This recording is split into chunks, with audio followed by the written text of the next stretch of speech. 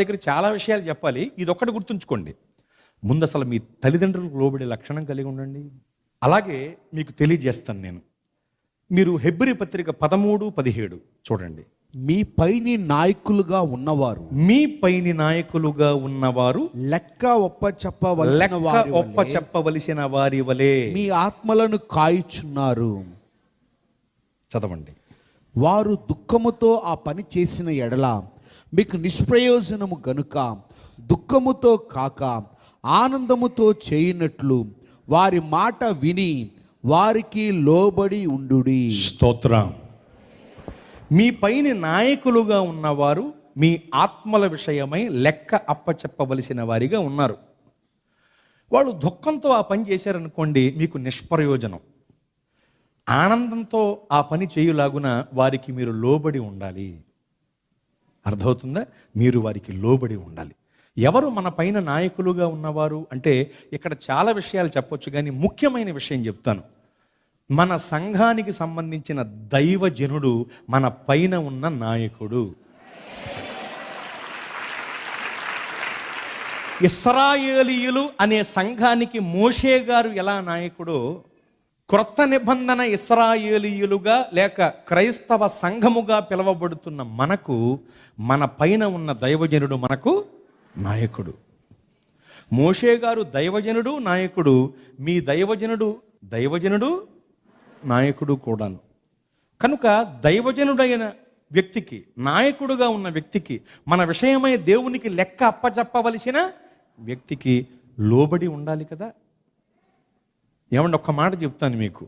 ఈ రోజుల్లో ప్రసంగికులను చూచినంత ఉన్నతంగా సంఘ కాపరిని కొంతమంది చూడటం లేదు.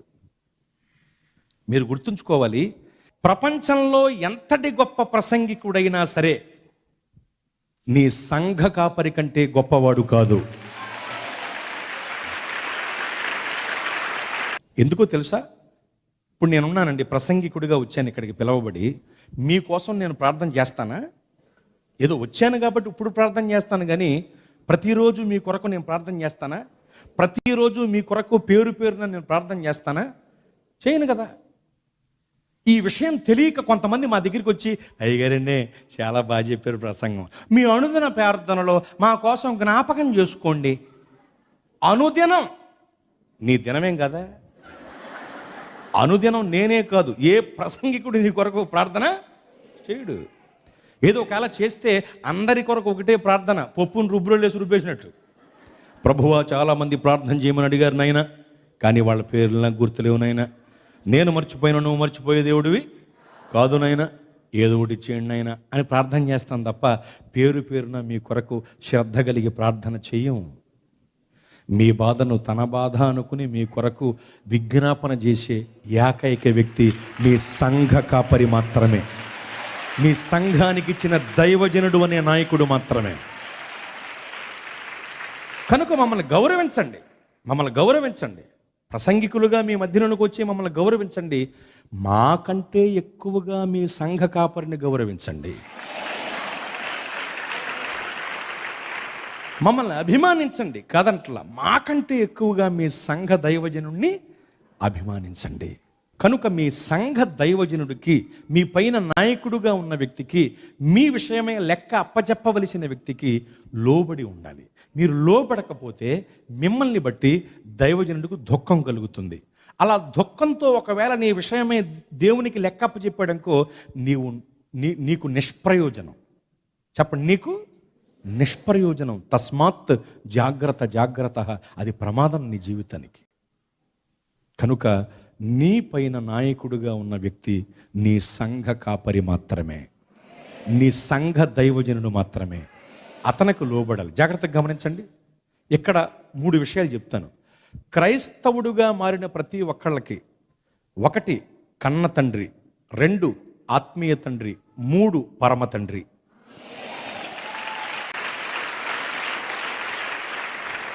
మరి ముగ్గురు తండ్రులు అని చెప్పారు. మరి తల్లులు అంటే 1 కన్న తల్లి, 2 ఆత్మీయ తల్లి, 3 పరమ యెరూషలేము అనే తల్లి.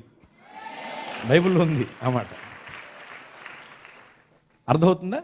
కనుక తల్లిదండ్రులకు లోబడుట అనే అంశంలో దీన్ని కూడా కలుపుతున్నారు. నీవు నిన్ను కన్న తల్లిదండ్రులకు లోబడాలి. నీవు నీ ఆత్మీయ తల్లిదండ్రులకు లోబడాలి. నీవు పరమ తండ్రికి లోబడాలి. పరమ తండ్రికి లోబడాలి. నిన్ను కన్న తల్లిదండ్రులకు 100% లోబడి ఉండాలి. నీ ఆత్మీయ తల్లిదండ్రులకు 100% లోబడి ఉండాలి. పరమ తండ్రికి 100% లోబడి ఉండాలి. అలా లోబడేటువంటి తత్వం నువ్వు కలిగి ఉంటే తల్లిదండ్రులు సంతోషించుట వలన నీకు దీవెన వస్తుంది. ఆత్మీయ తల్లిదండ్రులు సంతోషించటం వలన నీకు ఎక్కువగా ప్రార్థన సహకారము, ఆత్మీయ సలహా అనే బలము నీకు దొరుకుద్ది. పరమ తండ్రికి లోబడితే అప్పవాదిని తరిమేసే బలం కలుగుద్ది. సాతానుని పారద్రోలే శక్తి కలుగుద్ది.